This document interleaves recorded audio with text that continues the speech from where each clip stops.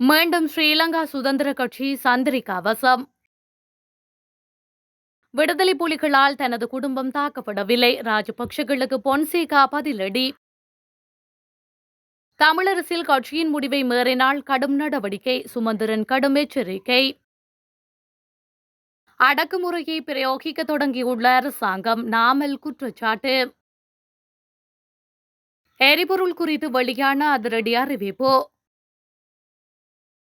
அனுருவின் சூழ்ச்சியால் பறிபோன கொழும்பு மாநகர சபை. ட்ரம்பிடம் பிடிபட்ட அலி கமேனி. ஈரான் ஆகாய கட்டுப்பாடு அமெரிக்கா வசம்.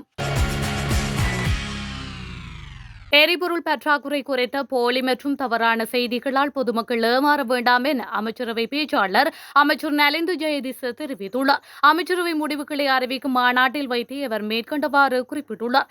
ஈரான் இஸ்ரேல் பகுதிகளில் நிலவும் போர் சூழல் காரணமாக இலங்கையில் எரிபொருள் பற்றாக்குறை ஏற்படக்கூடும் என்று சமூக ஊடகங்களில் பரவும் தவறான செய்திகளை அவதானிக்கக்கூடியதாக உள்ளதாகவும் அமைச்சரவை பேச்சாளர் அமைச்சர் நலிந்து ஜெயதிச தெரிவித்துள்ளார். மேலும் அடுத்த 2 மாதங்களுக்கு தேவையான எரிபொருள் இருப்பு இலங்கை பெட்ரோலிய கூட்டுத்தாபனத்திடம் உள்ளதாகவும் அமைச்சரவை பேச்சாளர் அமைச்சர் சுட்டிக்காட்டியுள்ளார். எனவே பொதுமக்கள் போலி செய்திகளை நம்பி ஏமாற வேண்டாம் எனவும் அமைச்சரவை பேச்சாளர் அமைச்சர் நலிந்து ஜேதிச கேட்டுக் கொண்டுள்ளமை குறிப்பிடத்தக்கது.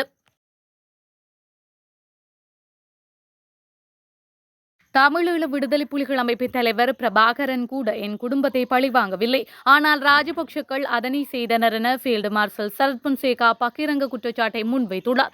இது தொடர்பில் மேலும் கருத்து தெரிவித்த அவர், முந்தைய காலகட்டத்தில் இருந்த அரசியல்வாதிகள் தற்போது காலாவதியாகிவிட்டனர். எனவே இந்த அரசாங்கத்தை விமர்சிக்க வேண்டிய அவசியமில்லை என்பது எனது தனிப்பட்ட நிலைப்பாடாகும். இந்த அரசாங்கத்தின் மீது விமர்சனங்களை முன்வைத்தால் முந்தைய ஊழல் மோசடி அரசியல்வாதிகள் அதனால் பலன் பெறுவார்கள். கடந்த தேர்தல்களில் ஐக்கிய தேசிய கட்சி ஸ்ரீலங்கா பொதுஜன பெரமுனவில் உள்ள 70 நாடாளுமன்ற உறுப்பினர்கள் ஒன்றிணைந்த போதிலும் 5 லட்சம் வாக்குகளை மாத்திரமே பெற்றுக்கொள்ள முடிந்தது. சஜித் பிரேமதாசவின் வாக்குகளும் 50% குறைவடைந்தது. எவ்வாறு இருப்பினும் உள்ளூராட்சி மன்ற தேர்தலில் ஓரளவு வாக்குகளை பெற்றுள்ளதால் அதனை அடிப்படையாக கொண்டு பாரிய பிரசாரங்களை முன்னெடுக்கின்றனர். 2 லட்சம் வாக்குகள் அதிகம் பெற்றுள்ள சஜித் அடுத்து தானே ஜனாதிபதி என எண்ணிக்கொண்டிருக்கின்றார். எவ்வாறு இருப்பினும் இவர்கள் இருவரிடமும் நாட்டை மக்கள் ஒப்படைப்பார்கள் என்று நான் எதிர்பார்க்கவில்லை. ராஜபக்சர்கள் தான் ராணுவத்தினர் கொண்டு லாபம் தேட முற்படுகின்றனர். ராணுவத்திற்கு சிப்பாய்களே ஆட்சேர்க்கப்படுகின்றனர், ராணுவ வீரர்கள் அல்ல. எனவே அது வெட்கப்படக்கூடிய சொற்பிரயோகம் அல்ல. இன்று ராணுவ வீரர்களை சிப்பாய்கள் என அழைத்தமைக்காக முதலை கண்ணீர் வடிக்கும் ராஜபக்சர்கள் அன்று யுத்தம் நிறைவடைந்த பின்னர் ராணுவ தளபதியான என்னை சிறையில் அடைத்து நன்கு உபசரித்தனர். என்னுடன் பணியாற்றிய ராணுவத்தில் முக்கிய பதவி நிலைகளில் வகித்த 35 ராணுவ அதிகாரிகள் ஓய்வூதியமின்றி சேவையில் இருந்து நீக்கப்பட்டனர். பிரபாகரன் கூட இவ்வாறு எமது குடும்பங்கள் மீது தாக்குதல்களை நடாத்தவில்லை, ஆனால் ராஜபக்சேகள் எமது குடும்பத்தினரை பழிவாங்கினர் என்று மேலும் சரத் பொன்சேகா குறிப்பிட்டுள்ளார். இலங்கை தமிழரசுக் கட்சியின் அரசியல் குழு எடுத்த முடிவுகளுக்கு முரணாக செயல்பட்டால் அல்லது நடவடிக்கை எடுத்தால் அவர்களுக்கு எதிராக கடும் ஒழுக்காற்று நடவடிக்கை எடுப்போம் என்று கட்சியின் பொதுச் செயலாளர் ஜனாதிபதி சட்டத்தரணி எம்.ஏ. சுமந்திரன் தெரிவித்துள்ளார். அவர் இது தொடர்பாக வெளியிட்டுள்ள செய்திக்குறிப்பில் கூறப்பட்டுள்ள விடயங்கள் வருமாறு: உள்ளூராட்சி சபைகளில் நிர்வாகங்களை ஏற்படுத்துவது தொடர்பாக இலங்கை தமிழரசுக் கட்சியின் அரசியல் குழு எடுத்த முடிவுகளையே கட்சியின் தலைவரும் பொதுச் செயலாளரும் நடைமுறைப்படுத்துகின்றார்கள். அவற்றுக்கு மாறாக முரணாக கட்சியின் மாவட்ட கிளை, தொகுதி கிளை என்ற பெயரில் உறுப்பினர்கள் செயற்பட்டால் அல்லது நடவடிக்கை எடுத்தால் அவர்களுக்கு எதிராக கடும் ஒழுக்காற்று நடவடிக்கை உடனடியாக பாயும். உள்ளூராட்சி சபைகளில் நிர்வாகங்களை ஏற்படுத்துவது தொடர்பில் இலங்கை தமிழரசு கட்சியின் அரசியல் குழு 2 தடவைகள் கூடி விரிவாக ஆராய்ந்து தீர்மானங்களை எடுத்திருக்கின்றது. அந்த தீர்மானங்களே கட்சியின் முடிவுகள். அவற்றை கட்சியின் தலைவரும் பொதுச் செயலாளரும் உறுப்பினர்களும் அறிவித்து முன்னெடுக்கின்றனர். அவற்றையே கட்சியின் முடிவாக கருதி முன்னெடுக்க வேண்டியது கட்சி உறுப்பினர்களின் கடமையாகும். தொகுதி கிளைகள், மாவட்ட கிளைகளின் தீர்மானங்கள் என்ற பெயரில் கட்சியின் முடிவுக்கு மாறாக ஏதேனும் செயற்பாடுகளை, நடவடிக்கைகளை உறுப்பினர்கள் முன்னெடுத்தால் அவர்களுக்கு எதிராக உடனடியாக கடும் ஒழுக்காற்று நடவடிக்கை எடுக்கப்படும் என்று சுமந்திரன் மேலும் குறிப்பிட்டுள்ளார்.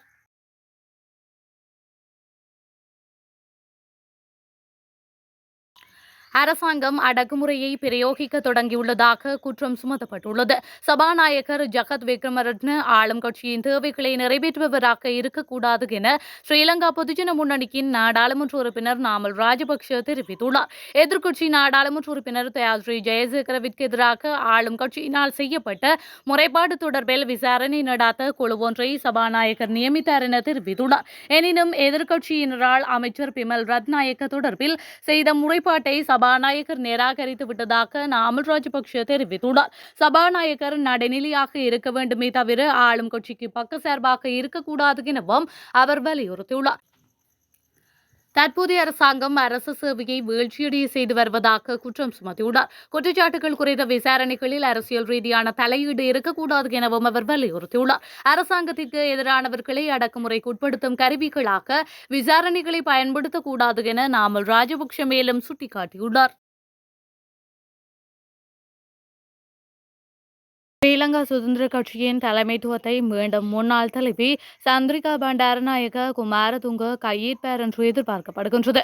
மீண்டும் கட்சியை பொறுப்பேற்று கட்டியெழுப்புமாறு சந்திரிகா பண்டாரநாயக குமாரதுங்கவிடம் முன்னாள் ஜனாதிபதி மைத்ரிபால சிறிசேன கோரிக்கை விடுத்துள்ளதாக தகவல்கள் வெளியாகியுள்ளன. இதன் அடிப்படையில் 1994 முதல் 2005 வரை ஸ்ரீலங்கா சுதந்திர கட்சியின் தலைவராக ஸ்ரீசேன பதவி வகித்த காலத்தில் அதனை எதிர்த்து தொடரப்பட்ட வழக்குகளை திரும்பப் பெற சந்திரிகா உடன்பட்டுள்ளார் என்றும் தெரிவிக்கப்பட்டுள்ளது. தேசிய மக்கள் சக்தியின் தலைவரான ஜனாதிபதி அனுரகுமார திசாநாயக்கவின் சதியாலேயே கொழும்பு மாநகர சபையை அவர்கள் கைப்பற்றியதாக ஐக்கிய மக்கள் சக்தியின் நாடாளுமன்ற உறுப்பினர் கயந்த கருணாதிலக்க தெரிவித்துள்ளார். இது தொடர்பில் அவர் மேலும் கூறுகையில், கொழும்பு மாநகர சபையை ஐக்கிய மக்கள் சக்தியே கைப்பற்றியிருக்க வேண்டும். 60க்கும் மேற்பட்ட உறுப்பினர்கள் ஐக்கிய மக்கள் சக்தியின் மேயர் வேட்பாளர் ரிசா சரூருக்கு ஆதரவு வழங்குவோம் என்று எழுத்து மூலம் உத்தரவாதம் தந்திருந்தனர். ஆனால் ஜெர்மனியிலிருந்து ஜனாதிபதி அனுரகுமார திசாநாயக்க நாடு திரும்பிய கையுடன் கொழும்பு மாநகர சபைக்குள் தலையிட்டு ஏற்படுத்திய சதியால் ஐக்கிய மக்கள் சக்தியின் வேட்பாளர் வெற்றி வாய்ப்பை இழந்தார். ஜனாதிபதியின் தலையீட்டினால் தான் ரகசிய வாக்கெடுப்பு நடத்தப்பட்டது. பகிரங்க வாக்கெடுப்பு நடத்தப்பட்டிருந்தால் ஐக்கிய மக்கள் சக்தியே கொழும்பு மாநகர சபையை கைப்பற்றியிருக்கும். எமக்கு தோல்வியல்ல, சதியால் 7 வாக்குகளால் வெற்றி வாய்ப்பை இழந்தோம். ஜனாதிபதியின் சதியால் கொழும்பு மாநகர சபையின் மேயராக வந்துள்ள தேசிய மக்கள் சக்தியின் உறுப்பினர் பிராய்கிலி பல்தசாருக்கு வாழ்த்துக்கள் என்றும் அவர் தெரிவித்துள்ளார்.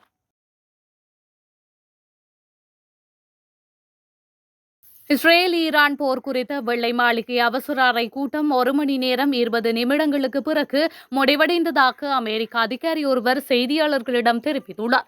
ஈரான் மற்றும் இஸ்ரேலுக்கு இடையிலான போர் பதற்றத்தில் தொடர்ந்து ஈடுபடுவதா என்பது தொடர்பில் டொனால்ட் ட்ரம்ப் பரிசீலிப்பதற்காக குறித்த சந்திப்பை ஏற்படுத்தியிருந்தார்.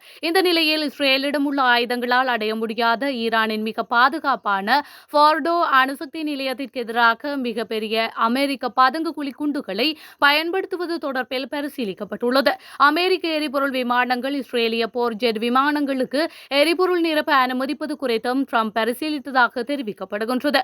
ஈரானிய அரசாங்கம் இதை மறுத்தாலும் ஈரானிய அணுசக்தி திட்டத்தை தகர்ப்பது டொனால்ட் ட்ரம்பின் முன்னுரிமையாக உள்ளது என்று அமெரிக்க அதிகாரிகள் தெரிவித்துள்ளனர்.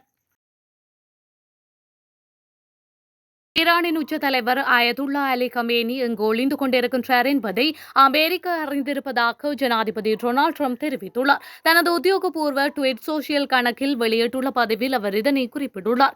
இதேவேளை கமேனியை கொல்ல முடிந்தாலும் தற்காலிகமாக அதை தவிர்த்துவிட்டுள்ளதாகவும், ஆனால் தாங்கள் பொறுமையிழந்து வருவதாகவும் டொனால்ட் ட்ரம்ப் கூறியுள்ளார். அந்த பதிலில் அவர் மேலும் கூறியுள்ளதாவது, உச்ச தலைவர் எங்கு இருக்கின்றார் என்பது நமக்கு தெரியும். அவரை கொல்ல எளிதான இலக்காக இருக்கின்றார். எனினும் இப்போது அவ்வாறு செய்வதில்லை. ஏனெனில் நாங்கள் நமது குடிமக்கள் மற்றும் படையினருக்கு எதிரான பழிவாங்கலை விரும்பவில்லை.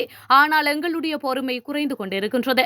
இதேவேளை ஈரானுக்கு எதிராக இஸ்ரேல் நடாத்தும் தாக்குதல்களில் அமெரிக்கா சேருமா என்ற கேள்விகள் எழுந்துள்ள சூழலில் அமெரிக்க ஜனாதிபதி டொனால்ட் ட்ரம்ப் வெளியிட்டுள்ள மற்றும் ஒரு பதிவில், இப்போது ஈரானின் ஆகாயத்தின் முழுமையான கட்டுப்பாடு எங்களிடம் உள்ளது என்றும் தெரிவித்துள்ளமை குறிப்பிடத்தக்கது.